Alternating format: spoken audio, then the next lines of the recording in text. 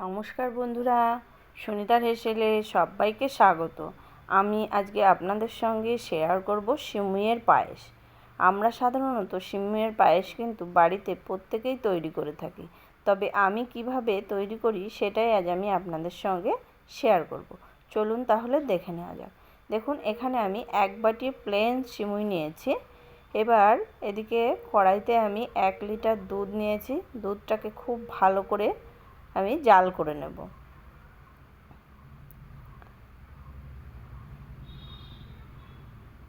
দুধটা একটু গরম হয়ে গেছে। এবার আমি এর ভেতরে দিয়ে দেব 3 টেবিল চামচ গুঁড়ো দুধ। গুঁড়ো দুধ দিলে কি হয়, দুধটা একটু ঘন হয় আর সিমুইটা খেতেও ভালো লাগে। তার জন্য আমি এখানে 3 চামচের মতো গুঁড়ো দুধ দিয়ে দিয়েছি। এবার এই দুধটাকে আমি খুব ভালো করে মিশিয়ে নেব।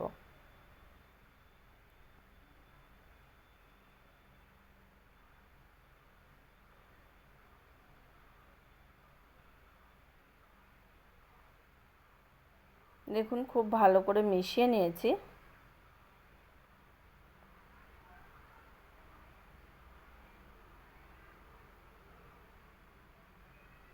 আর আমি দুধের সাইডগুলো আমি এইভাবে চামচ দিয়ে চেঁচে দেব।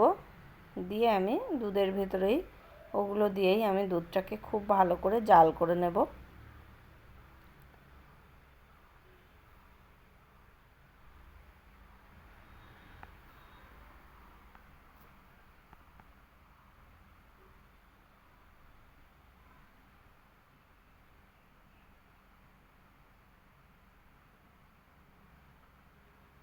এবার আমি এর ভেতরে দিয়ে দেব 2টো তেজপাতা। আমি এখানে এলাচ ইউজ করিনি, আপনারা চাইলে এলাচটা দিতে পারেন।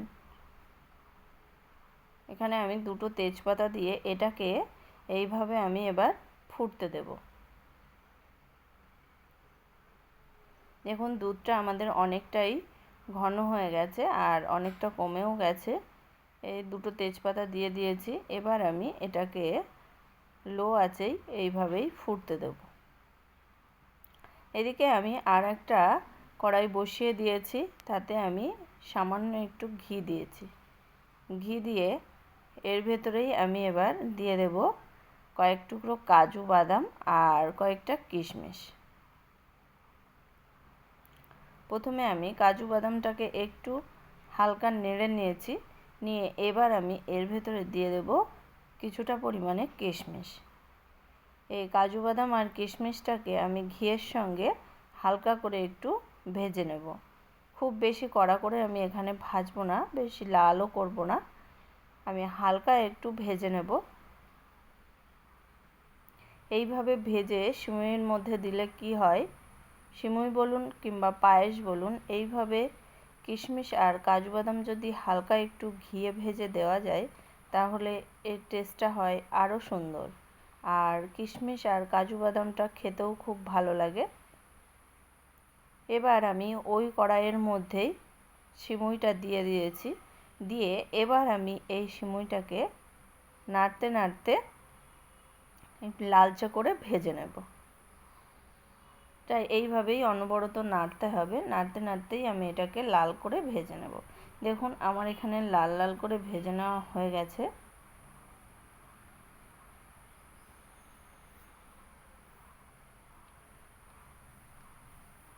এবার আমি ওই দুধের মধ্যেই আমি এবার সিমুইগুলোকে দিয়ে দেব।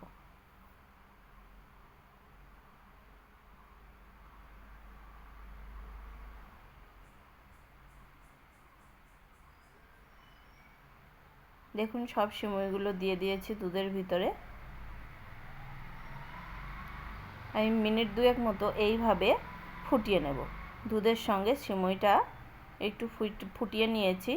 ফুটিয়ে নেওয়ার পরে এখানে আমি পরিমাণ মতো চিনি দিয়েছি। মিষ্টিটা আপনারা আপনাদের স্বাদ অনুযায়ী ব্যবহার করবেন। আর দিয়েছি সামান্য একটু লবণ। যে কোনো মিষ্টির উপকরণে একটু লবণ দিলে মিষ্টির ব্যালেন্সটা ঠিক হয়ে যায়, খেতেও ভালো লাগে। তার কারণেই আমি এখানে সামান্য একটু লবণ দিয়েছি। সিমুইটা আমাদের প্রায় সেদ্ধ হয়েই গেছে। এবার আমরা দিয়ে দেব ভেজে রাখা কাজু আর কিশমিশ। কাজু কিশমিশ দিয়ে আর বেশিক্ষণ ফোটাবো না, আমি মিনিট 2 মতো ফুটিয়ে নিয়েই বন্ধ করে দিয়েছি। দেখুন তৈরি হয়ে গেছে আমাদের দারুণ স্বাদের সিমুইয়ের পায়েস। আমার এই সিমুইয়ের পায়েসের রেসিপিটি কেমন লাগলো অবশ্যই কমেন্ট করে জানাবেন। যদি ভালো লাগে তাহলে একটা লাইক করবেন আর সাবস্ক্রাইব করে পাশে থাকার অনুরোধ রইল। তাহলে আজকের মতো এই পর্যন্তই। আবার দেখা হবে নতুন কোনো রেসিপি নিয়ে। ভালো থাকবেন, সুস্থ থাকবেন। ধন্যবাদ।